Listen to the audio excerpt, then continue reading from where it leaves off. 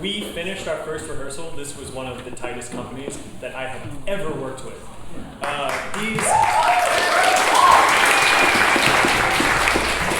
Individually, these kids are alert, they're kind, they're talented, they're hardworking. They are seriously some of the best actors that a director could ask for. The only problem with that is that it creates the terrifying realization that a director has every once in a while, and sometimes parents maybe, which is they don't need me. It was horrifying. So just a quick thanks to our staff, to the M's, Monica, Mel, Molly, and to our awesome dramaturg Leah, to Kim and Tom for trusting a director who is not much older than his campers, to my ADs/co-directors/ best friends. I mean, this has been like, you could not ask for a better rehearsal process with these guys, so thank you.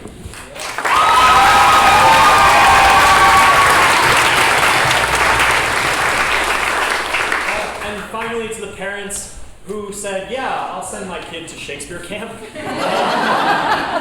If they haven't yet, they should thank you for it. They will thank you for it. And we're just so proud to have them. So without further ado, the latter half of Henry VI, Part 3.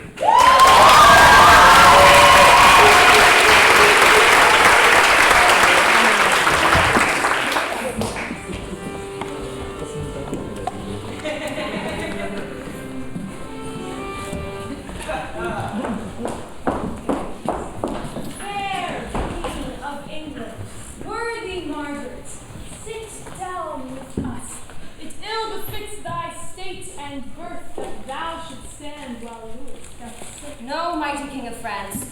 Now Margaret must strike her sail and learn a while to serve where kings command. I must confess, great Albion's queen in former golden days, but now mischance hath trod my title round, and with dishonor laid me on the ground. Why, say, fair queen, whence springs this deep despair? From such a cause as fills mine eyes with tears and stops my tongue, while heart is drowned in cares. Whate'er it be thou still like thyself, and sit thee by our side. Yield not thy neck to fortune's yoke, but let thy dauntless mind still ride and triumph over all mischance. Be plain, Queen Margaret, and tell thy grief. It shall be eased if France can yield relief. Those gracious words revive my drooping thoughts, and give my tongue-tied sorrows leave to speak. Now, therefore, be it known to noble Louis that Henry, sole possessor of my love, is of a king become a banished man, and forced to live in Scotland a forlorn, while proud, ambitious Edward, Duke of York, usurps the regal title and the seat of England's true, anointed, lawful king. This is the cause that I, poor Margaret, with this my son Prince Edward, Henry's heir, am come to crave thy just and lawful aid. And if thou fail us, all our hope is done. Renowned queen, with patience calm the storm, while we bethink a means to break it off. The more we stay, the stronger grows our foe. The more I stay, the more I'll succor thee. But impatience waiteth on true sorrow, and see where comes the breeder of my sorrow. Once he approaches boldly to our presence, our Earl of Warwick, Edward's greatest friend. Welcome, brave Warwick. What brings thee to France? Aye, now begins the second storm to rise. This is he that moves both wind and tide. From worthy Edward, King of Albion, my lord and sovereign and thy vowed friend, I come in kindness and unfeigned love, first to do greetings to thy royal person, and then to crave a league of amity, and lastly to confirm that amity with nuptial knot, if thou vouchsafe to grant that virtuous Lady Bona, thy fair sister, to England's king in lawful marriage. If that go forward, Henry's hope is done. Gracious madam, in our king's behalf, I am commanded with your leading favor, humbly to kiss your hand, and with my tongue, to tell the passion of my sovereign's heart. King Louis and Lady Bona, hear me speak before you answer Warwick. His demand springs not from Edward's well-meant, honest love, but from deceit bred by necessity. For how can tyrants safely govern home unless abroad they purchase great alliance? To prove him tyrant, this reason may suffice that Henry liveth still, but Were he dead, yet here Prince Edward stands, Henry's son. Injurious Margaret. And why not queen? Because thy father Henry did usurp, and thou no more art prince than she is queen. Then Warwick disannuls great John of Gaunt, which did subdue the greatest part of Spain. And after John of Gaunt, Henry IV, whose wisdom was a mirror to the wisest. And after that wise prince, Henry V, who by his prowess conquered all friends. From these our Henry lineally descends. Oxford, how haps it in this smooth discourse? You told not how Henry VI hath lost all that which Henry V hath got. Methinks these peers of France should smile at that. Why, Warwick, canst thou speak against thy liege whom thou obeyest 36 years, and not bewray thy treason with a blush? Can Oxford, that did ever fence the right, now buckle her falsehood with a pedigree? For shame, leave Henry and call Edward king. This arm upholds the house of Lancaster. And I the house of York. Now, Warwick, tell me, even upon thy conscience, is Edward your true king? For I were loath to link with him that were not lawful chosen. Thereon I pawn my credit and mine honor. But is he gracious in the people's eye? The more that Henry was unfortunate. Then further, all dissembling set aside, tell me for truth the measure of his love unto our sister Bona. Such it seems, as may beseem a monarch like himself. Then, sister, let us hear your firm resolve. Your grant or your denial shall be mine. Yet I confess that often ere this day, when I have heard your king's desert recounted, mine ear hath tempted judgment to desire. Then, Lord, thus, our sister shall be Edward's. And now forthwith shall articles be drawn touching the jointure that your king must make, which with her dowry shall be counterpoised. Draw near, Queen Margaret, and be a witness that Bona shall be wife to the English king. To Edward, but not to the English king. Deceitful Warwick. It was thy device by this alliance to make void my suit. Before thy coming, Lewis was Henry's friend. And still is friend to me, and Margaret.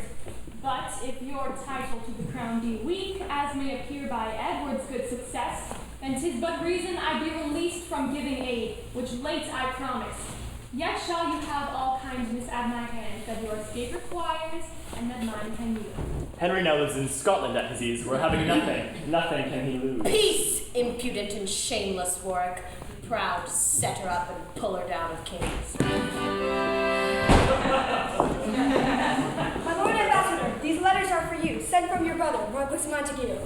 And these from our king, unto your majesty.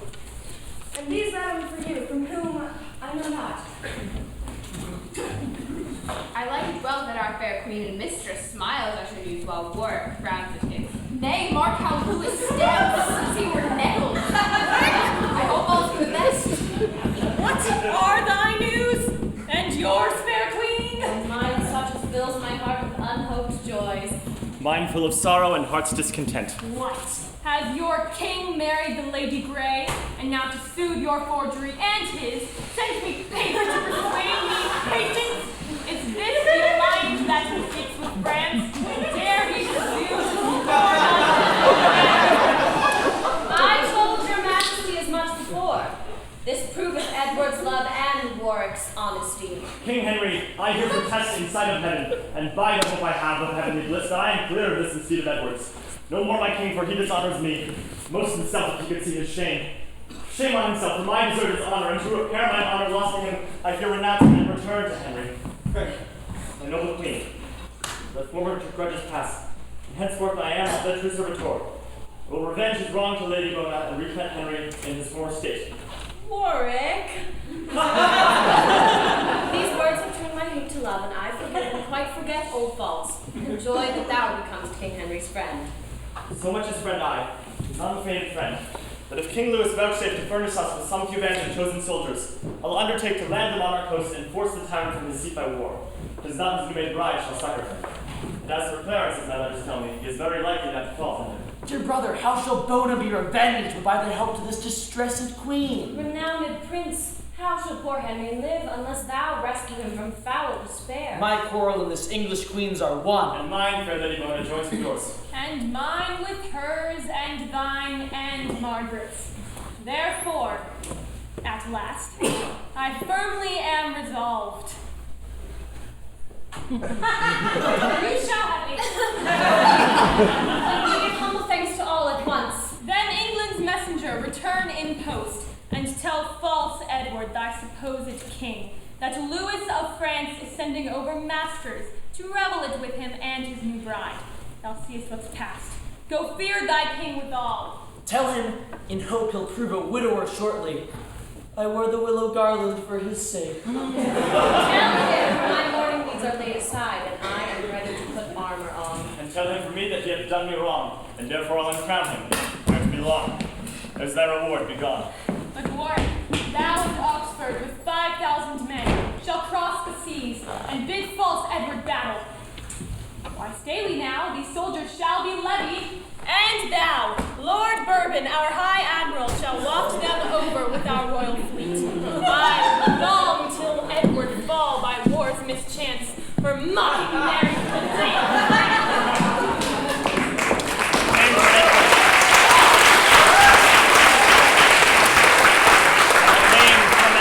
Ambassador, I return his sworn and mortal foe. I was the chief that raised him to the crown, and I'll be chief to bring him down again.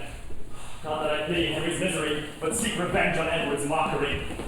Now, tell me, brother Clarence, what think you of this new marriage with the Lady Grey? Hath not our brother made a worthy choice? Alas, you know, 'tis far from hence to France. How could he stay till Warwick may return? My lords, forbear this talk. Here comes the king. And with a well-chosen bride, I might to tell him plainly what I think. Now, brother of Clarence, how like you our choice that you stand pensive as half malcontent? As well as Louis of France, or the Earl of Warwick, which are so weak in courage and of judgment, that they'll take no offense at our use. Suppose they take offense without a cause. yet hasty marriage seldom proveth well. Yea, brother Richard, are you offended too? Not I, no. God forbid that I should wish them severed, whom God hath joined together. Aye, and 'twere pity to sunder them that yoke so well together.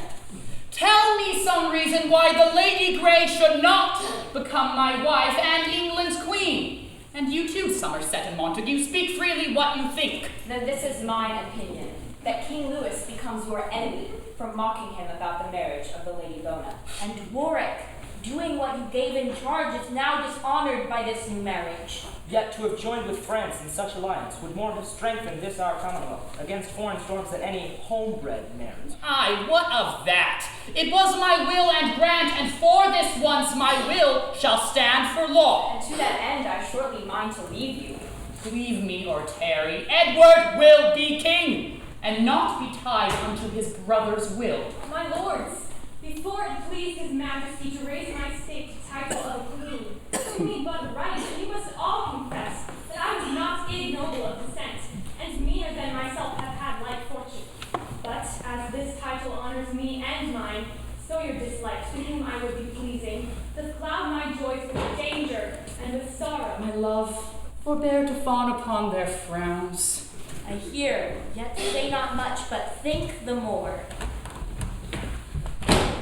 Now, messenger, what letters or what news from France? My sovereign liege, no letters and few words, but such as I without your special pardon dare not relate. Go to, we pardon thee. What answer makes King Louis unto our letters? At my depart, these were his very words. Go tell false Edward, the supposed king, that Louis of France is sending over maskers to revel it with him and his new bride. Is Louis so brave? Belike he thinks me Henry. But what said Lady Bona to my marriage? These were her words, uttered with mild disdain. Tell him, and hope he'll prove a widower shortly. I'll wear the willow garland for his sake. I blame not her. She could say little less. She had the wrong. But what said Henry's queen? For I have heard she was there in place. Tell him, quoth she, my mourning weeds are done, and I am ready to put armor on. Belike she minds to play the Amazon. But what said Warwick to these injuries? He, more incensed against your majesty than all the rest, discharged me with these words. Tell him from me that he hath done me wrong, and therefore I'll uncrown him, ere it be long. But say, is Warwick friends with Margaret? Aye, gracious sovereign, there is so linked in friendship that young Prince Edward marries Warwick's daughter. Belike the elder, Clarence will have the younger. Now, brother king, farewell, and sit you fast. For I will hence to Warwick's other daughter, that though I want a kingdom, yet in marriage I may not prove inferior to yourself. You that love me in Warwick, follow me. Not I. My thoughts aim at a further matter. I stay not for the love of Edward, but the crown. Is Clarence and Somerset both gone to Warwick? Yet am I armed against the worst can happen, and haste is needful in this desperate case. Stafford! You, in our behalf, go levy men and make prepare for war. They are all ready or will quickly be landed. Myself in person will straight follow you. Tell me if you love Warwick more than me. If it be so, then both depart to him. I rather wish you foes than hollow friends. So God help Montague as he proves true. I, in despite of all that shall withstand you. Why, so then am I sure of victory. Therefore let us hence and lose no hour till we meet Warwick with his foreign power. Trust me, my lord, all hitherto goes well. The common people by numbers swarm to us. But see, when Somerset and Clarence comes, speak suddenly, my lords, are we all friends? You're not that, my lord. And gentle Clarence, welcome unto Warwick, and welcome Somerset. I hold it cowardice to rest mistrustful where a noble heart hath pawned an open hand in sign of love. And now will unrest. But in night's coverture, thy brother being carelessly encamped, his soldiers lurking in the towns about, and but attended by a simple guard, we may surprise and take him at our pleasure. Our scouts have found the adventure very easy. So we, well covered with the knight's black mantle, at unawares may beat down Edward's guard and seize himself. I say not slaughter him, for I intend but only to surprise him. You that will follow me to this attempt, applaud the name of Henry with your leader. Henry! Why then, let's on our way in silent sort, for Warwick and his friends, God and St. George.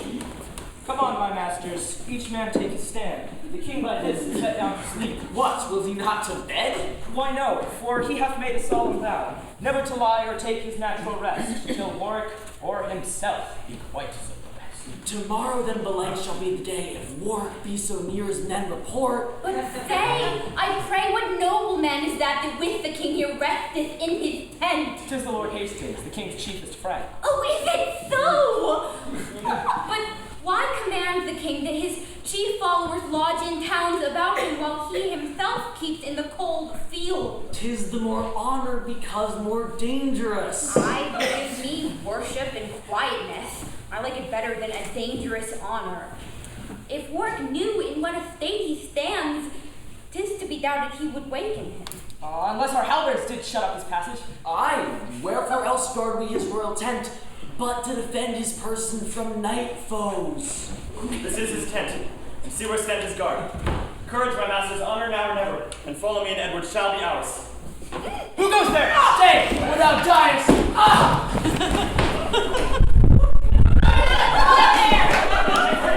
Let them go!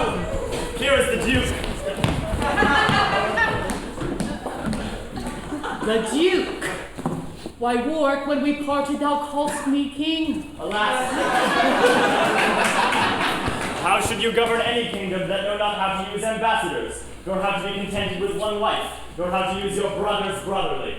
Yea, brother of Clarence, art thou here too? Nay, then I see Edward needs must down. Now for a while, farewell, good Duke of York. What fates impose, that men must needs abide. It boots not to resist both wind and tide. What remains, my lords, for us to do but march to London with our soldiers? Aye, that's the first thing that we have to do. To free King Henry from imprisonment and see him seated in the regal throne. Madam, what makes me this change? My brother Rivers, are you yet to learn what late misfortune has befallen King Edward? What, loss of Sumter's battle against Warwick? No, but the loss of his own royal person. Then is myself enslaved? I almost slain, for he is taken prisoner, either betrayed by falsehood of his guard or by his foe, surprised at unawares. And as I further have to understand, is new committed to the Bishop of York, fell Warwick's brother, and by that our foe. These news, I must confess, are full of grief. Yet, gracious madam, bear it as you may, that Warwick may lose, that now hath won the day. Till then, fair hope must tender lives decay, and I'd rather wane me from despair for love of Edward's offspring in my womb. This is it that makes me bridle passion, and bear with mild amidst my misfortune's cross. I, for this I draw in many a tear, and stop the rising of blood-sucking sighs, lest with my sighs old tears I blast or drown King Edward's fruit, true heir to the English crown. But, madam, where is Warwick then become? I am informed he comes towards London, to set the crown once more on Henry's head. Guess thou the rest, King Edward's friends must down. But to prevent the tyrant's violence, for trust not him that hath once broken faith, I'll henceforth with unto the sanctuary, safe, beast the heir of Edward's right. There shall I rest secure from force and fraud. Come, therefore, let us fly while we may fly. Warwick, take us, sure to die. Leave off to wonder why I drew you hither into this chiefest thicket of the park. Thus stand the case. You know our king, my brother, is prisoner to the bishop here, at whose hands he hath good usage and great liberty, and often but attended with weak guard, come hunting this way to disport himself. I have advertised him by secret means, that if about this hour he make this way under the color of his usual game, he shall here find his friends with horse and men to set him free from his captivity. This way, my lord, for this way lies the game. Nay, this way, man. See where the huntsmen stand. Now, brother Richard, Lord Hastings, and the rest, stand you thus close as to steal the bishop's deer? Brother, the time and case requireth haste. Your horse stands ready at the park corner. But whither shall we then? To Lynn, my lord, and ship from thence to Flanders. Huntsman, what sayest thou? Wilt thou go along? Better do so than tarry and be hanged. Let's have no more ado. Bishop! Farewell. Shield thee from Warwick's frown, and pray that I may repossess the crown.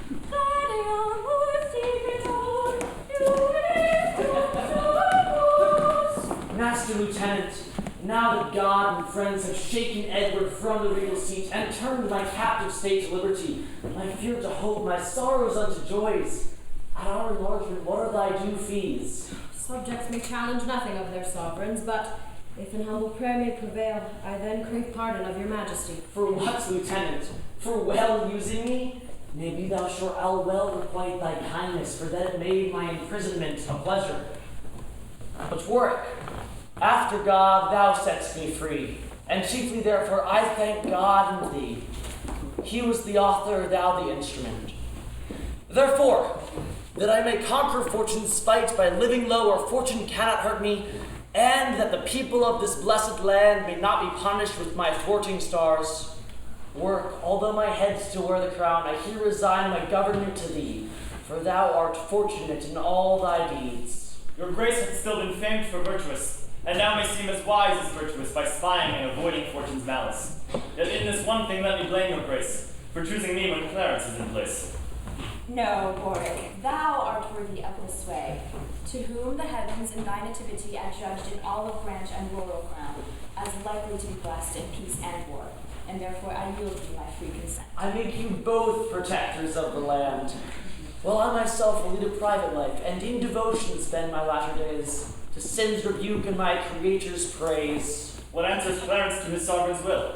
That he consents, if Warwick yield consent, for on thy fortune I repose myself. Why then, though loath, yet must I be content. But with the first of all your chief affairs, let me entreat, for I command no more, that Margaret your queen and my son Edward be sent for to return from France with speed. For till I see them here, by doubtful fear my joy of liberty is half eclipsed. It shall be done, my sovereign, with all speed. My lord of Somerset, what youth is that of whom you seem to have so tender care? My liege, it is young Henry, Earl of Richmond. Come hither, England's hope. If secret powers suggest but truth to my divining thoughts, this pretty lad will prove our country's bliss. His looks are full of peaceful majesty, his head by nature framed to wear a crown, his hand to wield a scepter, and himself likely in time to bless a regal throne. Make much of him, my lords, for this is he must help you more than you are hurt by me. What news, my friend? That Edward is escaped from your brother and fled as he here since to Burgundy. Unsavory news, But how made he escape? He was conveyed by Richard, Duke of Gloucester, and the Lord Hastings, who attended him in secret ambush on the forest side, and from the bishop's huntsmen rescued him, for hunting was his daily exercise. My brother was too careless of his charge. My lord, I like not the spite of Edwards, for doubtless Burgundy will yield him help, and we will have more wars before it be known. As Henry's late presaging prophecy did glad my heart with hope of this young Richmond, so doth my heart misgive me in these conflicts. What may befall him to his harm and ours? Therefore, Lord Oxford, to prevent the worst, forthwith will send him hence to Brittany, till storms be past of civil amity. Aye, for if Edward be possessed the crown, 'tis like that Richmond who the rest shall down. It shall be so. He shall to Brittany. Come therefore, let's about it speedily. Now, brother Richard, Lord Hastings, and the rest. Yet thus far fortune maketh us amends. What then remains, we being thus arrived from Ravenspur haven, before the gates of York, but that we enter as into our dukedom? The gates made fast. Brother, I like not this, for many men that stumble at the threshold are well foretold that danger lurks within. My liege, I'll knock once more to summon them. My lords, we were forewarned of your coming, and shut the gates for safety of ourselves. For now we owe allegiance unto Henry.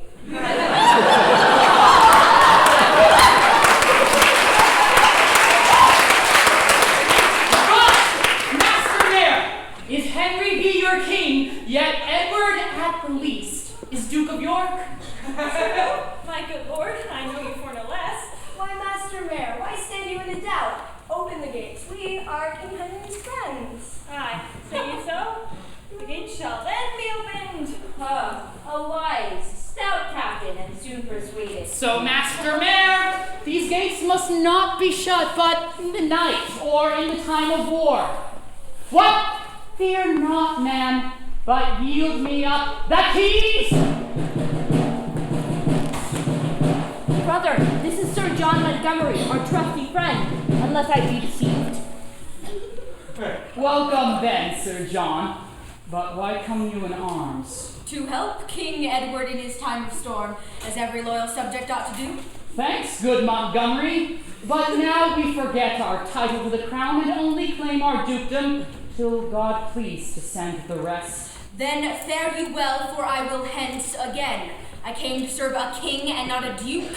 Drummer, strike up and let us march away. Nay, stay, Sir John, a while, and we'll debate by what safe means the crown may be recovered. What talk you of debating? In few words, if you'll not here proclaim yourself our king, I'll leave you to our fortune and be gone, to keep them back that come to succor you. Why shall we fight if you pretend no title?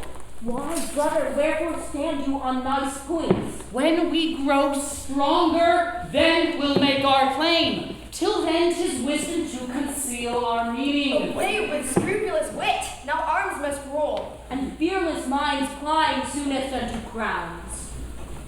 Then be it as you will, for 'tis my right, and Henry but usurps the diadem. Aye, now my sovereign speaketh like himself, and now will I be Edward's champion. Sound trumpet, Edward shall be here proclaimed. Edward the Fourth, by grace of God, King of England and France, Lord of Ireland, etc. And whosoe'er gainsays King Edward's right, by this I challenge him to single fight. Long live Edward the Fourth! Let's let him in and beat him back The again. little fire is quickly trodden out, which being suffered rigors cannot quench. In Warwickshire I have true-hearted friends. Those will I muster up. Farewell, my sovereign. Farewell, my Hector and my Troy's true hope. And sign of truth on His Highness' hand. Well-mounted Clarence, be thou fortunate. Comfort, my lord, and so I take my leave. And thus I seal my truth and bid adieu. Sweet Oxford and my loving Montague, all at once more a happy farewell. Farewell, sweet lords. Let's meet at Coventry.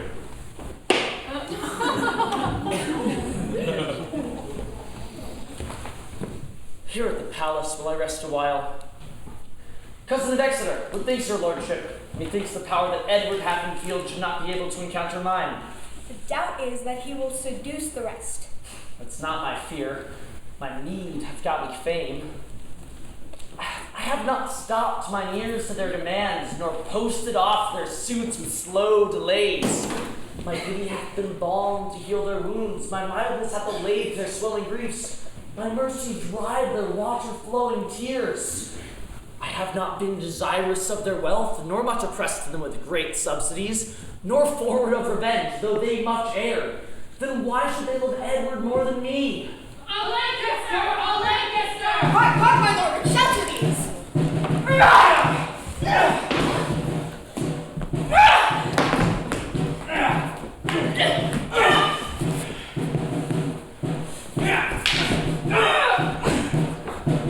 Seize on shame-faced Henry, bear him hence, and once again proclaim us King of England. You are the fount that makes small brooks to flow. Now stops thy spring. My sea shall suck them dry and swell so much the higher by their ebb. Hence with him to the tower, let him not speak. And lords, towards Coventry bend we our course, where peremptory Warwick now remains. Away betimes before his forces join, and take the great grown traitor unawares. Brave warriors, march amain towards Coventry! Say something. What says my loving son? And by thy guess her lies, Clarence, now. At Sulham I did leave him with his forces, and do expect him here some 2 hours hence. Then Clarence is at hand. I hear his drum. It is not his, my lord. Here Sulham lies, but tell your honor their marches from Warwick. Should that be? But like unlooked for friends. They are at hand, and you shall quickly know. Go trumpet to the walls and sound a parley. See how the surly Warwick mans the wall. O unbid spite, is sportful Edward come? Where slept our scouts, or how are they seduced that we can hear no news of his repair? Now, Warwick, wilt thou ope the city gates, speak gentle words, and humbly bend thy knee? Call Edward king, and at his hand beg mercy, and he shall pardon thee these outrages. Nay, rather wilt thou draw thy forces hence, confess who set thee up and plucked thee down, call Warwick patron and be penitent, and thou shalt still remain the Duke of York. I thought at least he would have said the king, or did he make the jest against his will? Is not a dukedom, sir, a goodly gift? I, by my faith, for a poor earl to give, I'll do thee service for so good a gift. Thou art no Atlas for so great a weight, and a weakling, Warwick takes his gift again, and Henry is my king, Warwick his subject. But Warwick's king is Edward's prisoner. And gallant Warwick, do but answer this. What is the body when the head is off? You left poor Henry at the bishop's palace, and 10 to 1 you'll meet him in the tower. Come, Warwick, take the time. Kneel down. Kneel down. This hand fast wound about thy coal black hair shall, whiles thy head is warm and new cut off right in the dust, this sentence with thy blood. Wind-changing Warwick now can change no more. O cheerful colours, see where Oxford comes. Oxford! Oxford for Lancaster! Welcome, Oxford, for we want thy help. Montague! Montague for Lancaster! Thou and thy brother both shall bind this treason, even with the dearest blood your bodies bear. The harder match, the greater victory. My mind presageth happy gain and conquest. Somerset! Somerset for Lancaster! And lo, where George of Clarence sweeps along, of force enough to bid his brother battle. Come, Clarence. Come. Thou wilt if Warwick call. Father of Warwick, know you what this means? Look here, I throw my infamy at thee. I will not ruinate my father's house, who gave his blood to line these stones together and set up Lancaster. Why tellest thou, Warwick, that Clarence is so harsh, so blunt, unnatural, to bend the fatal instruments of war against his brother and his lawful king? I am so sorry for my trespass made, that to deserve well at my brother's hands, I here proclaim myself thy mortal foe. With resolution, wheresoe'er I meet thee, as I will meet thee, if thou stir abroad, to plague thee for thy foul misleading me. And now, proud-hearted Warwick, I defy thee, and to my brothers turn my blushing cheeks. Pardon me, Edward, I will make amends, and Richard, do not frown upon my faults, for I will henceforth be no more constant. Now, welcome, more and 10 times more beloved than if thou never hast deserved our hate. Welcome, good Clarence. This is brotherly. Oh, passing traitor, perjured and unjust. What, Warwick? Wilt thou leave the town and fight?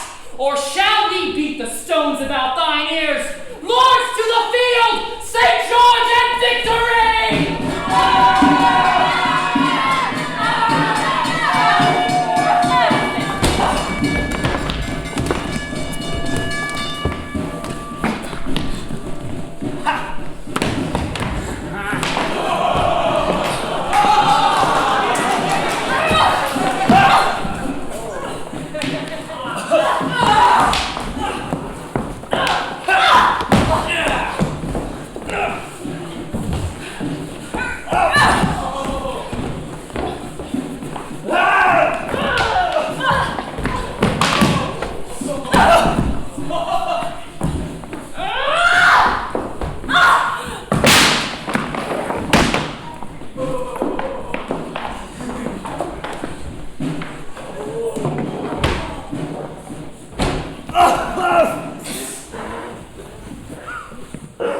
So lie thou there.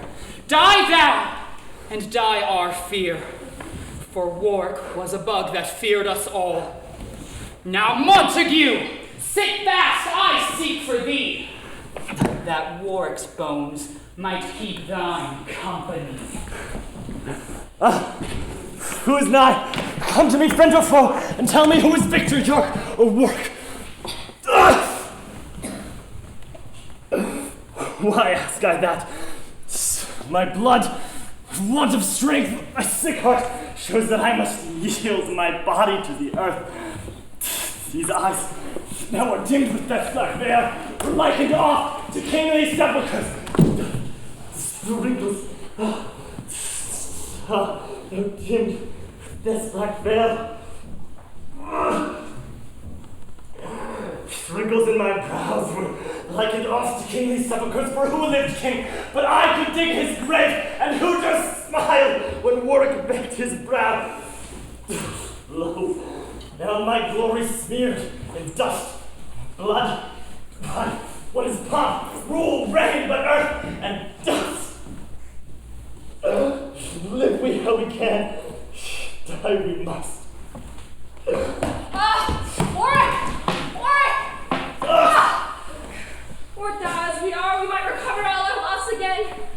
The king from France brought a puissant power. Even now we hear the news. Good stuff lie. Thou lovest me not, for brother, if thou didst, thy tears would wash this cold, congealed blood which glues my lips.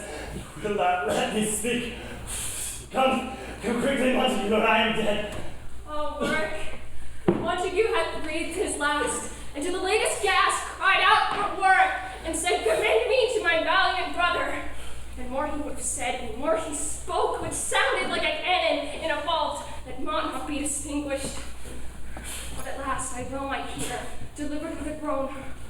Oh, farewell, Warwick. Sweet rest the soul. Fly, lords, and save yourselves. Warwick bids you all farewell. Be in heaven. Away, away to meet the Queen's great power. Thus far our fortune keeps an upward course, and we are graced with wreaths of victory. But in the midst of this bright shining day, I spy a black, suspicious, threatening cloud that will encounter our glorious sun ere he attain his eastful western bed. I mean, my lords, those powers that the Queen hath raised in Gallia have arrived our coast, and as we hear, march on to fight with us. The little gale will soon disperse that cloud and blow it to the source from whence it came. Thy very beams will dry those vapors up, for every cloud engenders not a storm. The Queen is valued 30,000 strong, and Somerset with Oxford fled to her. If she have time to breathe, be well assured, her faction will be full as strong as ours. We are advertised by our loving friends that they do hold their course toward Tewkesbury. We, having now the best at Barnet Field, will thither straight, for willingness rids way. And as we march, our strength will be augmented in every county as we go along. Strike up the drum, cry courage, and away!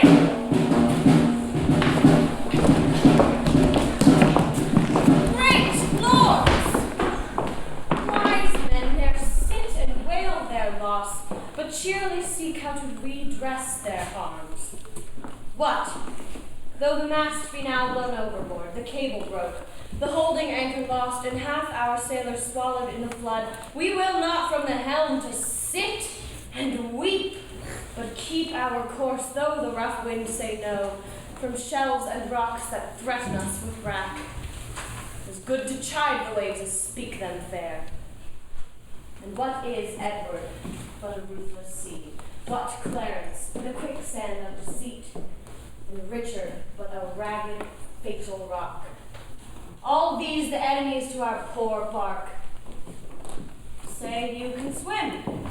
Alas, 'tis but a while. Tread on the sand, why there you quickly sink. Bestride the rock, the tide will wash you off, or else you famish. That's a threefold death. This speak I, lords, to let you understand, in case some one of you might fly from us, that there's no hoped for mercy with the brothers more than with ruthless waves, with sands and rocks. Why courage then what cannot be avoided? 'Twere childish weakness to lament or fear. Methinks a woman of this valiant spirit should, if a coward heard her speak these words, infuse his breast with magnanimity and make him naked foil a man at arms. I speak not this as doubting any here, for did I but suspect a fearful man, he should have leave to go away betimes, lest in our need he might infect another and make him of like spirit to himself. If any such be here, as God forbid, let him depart before we need his help. Women and children of so high a courage, and warriors faint, why to a perpetual shame? O brave young prince, thy famous grandfather doth live again in thee. Long mayest thou live to bear his image and renew his glories. And he who would not fight for such hope, go home to bed, and let the owl by day if he arise be mocked and wondered at. Thanks, gentle Somerset, sweet Oxford, thanks. And take his thanks, that yet hath nothing else. Prepare you, lords, for embers in hand, ready to fight. I got no less attendant policy to haste us facts and find us unprovided. But he is deceived. We are in readiness. This cheers my heart to see your forwardness. Here we pitch our battle, hence we will not budge. Lords, knights, and gentlemen, I should say my tears can't say. For every word I speak keeps me a drink of water in my eye. Therefore, no more with this. Henry, your sovereign, is prisoner to the foe. His state usurped, his realm a slaughterhouse, his subjects slain, his statutes cancelled, and his treasures spent. And yonder is the wolf that makes this spoil. Fight injustice. Then in God's name, lords, be valiant and give signal to the fight!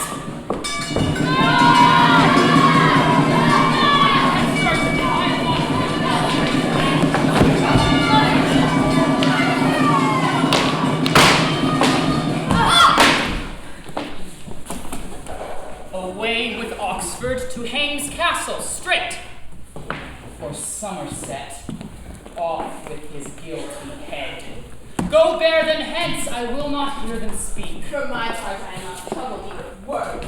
Nor I. But still with patience to my fortune. So part we sadly in this troublous world, to meet with joy in sweet Jerusalem. This proclamation made that who finds Edward shall have a high reward, and he his life. It is, and lo, where youthful Edward comes. Bring forth the gallant, let us hear him speak.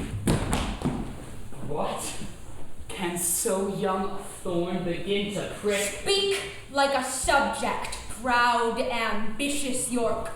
Suppose that I am now my father's Resign thy chair, and where I stand, kneel thou, whilst I propose the self-same words to thee, which traitor thou wouldst have me answer to. By heaven, brat, I'll plague ye for that word. Aye, thou wast born to be a plague to men. For God's sake, take away this captive scold. Nay, take away this scolding crookback, brat. Peace, willful boy, or I will charm your tongue. Untutored lad, thou art too malapert. I know my duty. You are all undutiful.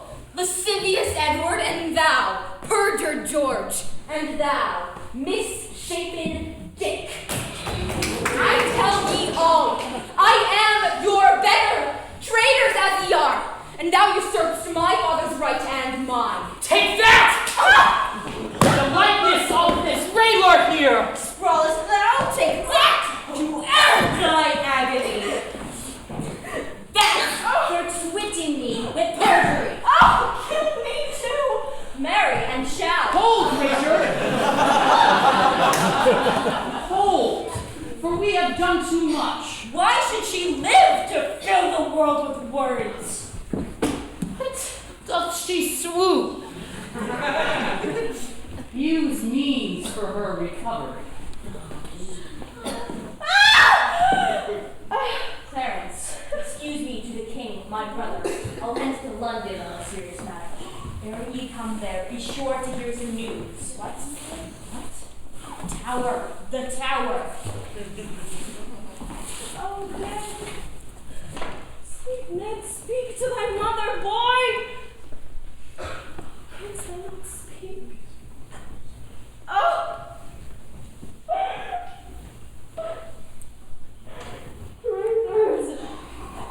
Murderers!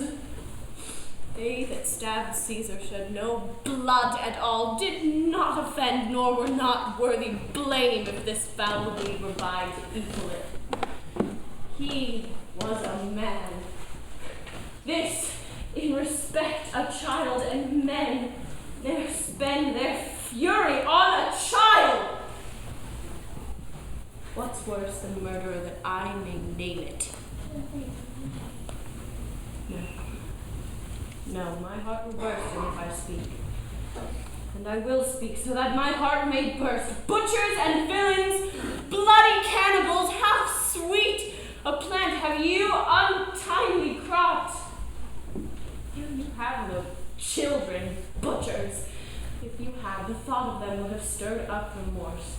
But if you ever chance to have a child, look at who seems to have him so cut off. As deathsman, you have rid this sweet young prince. Away with her. Go bear her hence, perforce. Nay, never bear me hence. Dispatch me here. Here, sheath thy sword. I'll pardon thee my death. What? Or wilt thou not? Then, Clarence, do it thou. By heaven, I will not do thee so much ease. Good Clarence, do. Sweet Clarence, do thou. Do it! Didst thou not hear me swear I would not do it? Aye, but thou used to forswear thyself. 'Twas sin before, but now 'tis charity. What, wilt thou not? Where is that devil's butcher, Richard? Richard, where art thou? Oh, thou art not here. Murder is thy alms deed. Petitioners for blood thou ne'er putst back. Away, I say, I charge ye, bear her hence. So come to you and yours, to this prince. Where's Richard gone? You must exceed their conscience fenestre.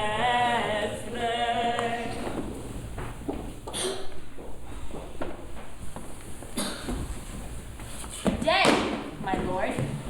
What, at your book so hard? Aye, my good lord. My lord, I should say rather, 'tis sin to flatter. Good was little better. Good Gloucester and good devil were alike, and both preposterous. Therefore not good lord. Sirrah, leave us to ourselves, we must confer. So flies the reckless shepherd from the wolf. So first the harmless sheep doth yield his fleece, and next his throat unto the butcher's knife. Suspicion always haunts the guilty mind. The thief doth fear each bush and officer. The bird that hath been lying in a bush with trembling wings misdoubteth every bush. Why, what a peevish fool was that of Crete that taught his son the office of a fowl. And yet, for all his wings, the fool was drowned. Ah, kill me with thy weapon, not with words. My breast can better brook thy dagger's points than can mine ears that tragic history. But wherefore dost thou come? Is 't for my life? Think'st thou I am an executioner? A persecutor, I am sure thou art. If murdering innocent be executing, why then thou art an executioner. Thy son I killed for his presumption. Hadst thou been killed when first you didst presume, thou hadst not lived to kill a son of mine. And thus I prophesy, that many a thousand which now mistrust no parcel of my fear, and many an old man's sigh, and many a widow's, and many an orphan's water standing eye, men for their sons, wives for their husbands, orphans for their parents' timeless death, shall rue the hour that ever wast thou born. The owl shrieked at thy birth, an evil sign, and night crows cried, a boding luckless time. Dogs howled, and hideous tempest shook down trees. The raven rooked her on the chimney tops, and chattering pies and dismal discord sung. Thy mother felt more than a mother's pain, and yet brought forth less than a mother's hope. To wit, an indigested and deformed lump, not much fruit of such a goodly tree. Teeth hadst thou in head when thou didst form to signify thou camest to bite the world. And if the rest be true of which I have heard, thou camest. Oh, hear no more! Die, prophet, in thy speech! Amongst the rest was I ordained. What? Will the expiring blood of Lancaster sink to the ground? I thought it would have mounted! See how my sword weeps for the poor king's death. Oh, may such purple tears be always shed in those that wish the downfall of our house. If any spark of life be yet remaining, down to hell, and say I sent thee thither.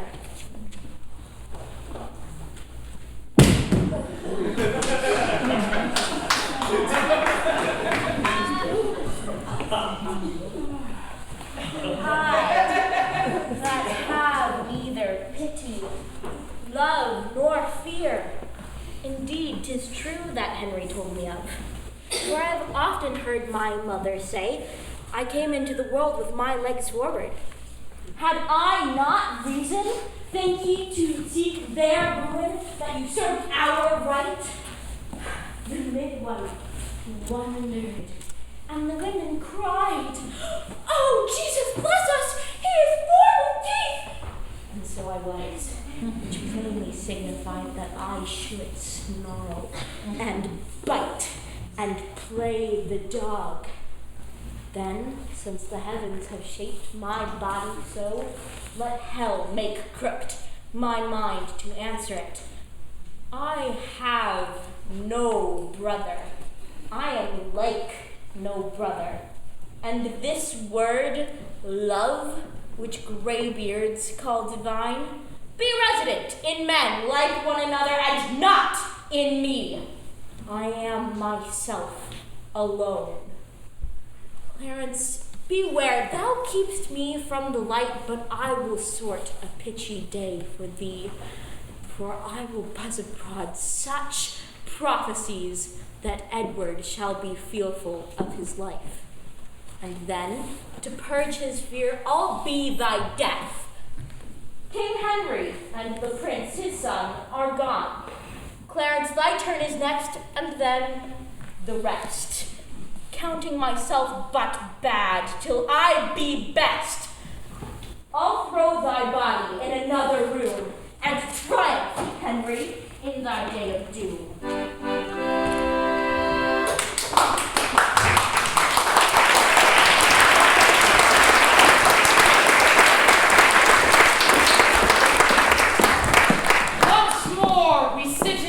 Royal throne, repurchased with the blood of enemies. Thus have we swept suspicion from our seat, and made our footstool of security. Come hither, Bess, and let me kiss my boy. Young Ned, for thee, thine uncles, and myself have in our armors watched the winter's night, gone all afoot in summer's scalding heat, that thou might repossess the crown in peace, and of our labors thou shalt reap the gain. Clarence and Gloucester, love my lovely queen, and kiss your princely nephew, brothers both.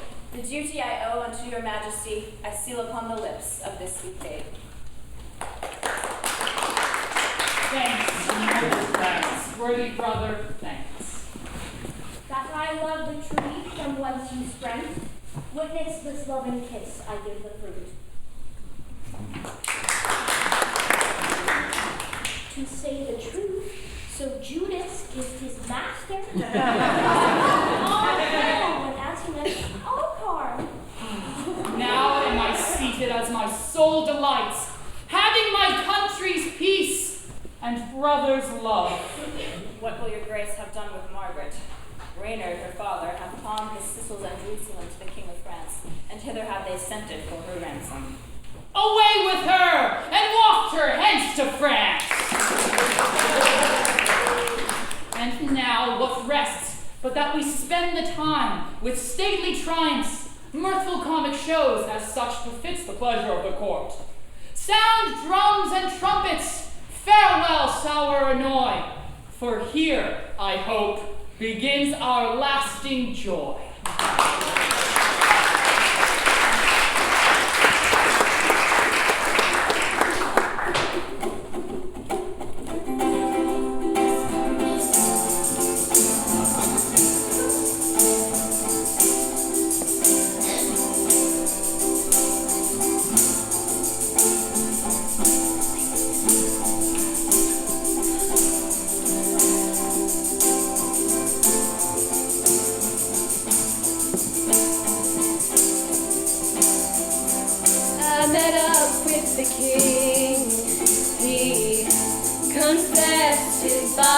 Was burning. I met up with the king. His body had begun to rot, and he said, "Don't think less of me. I'm still the same man I used to be." But no one believed him. No one believed him.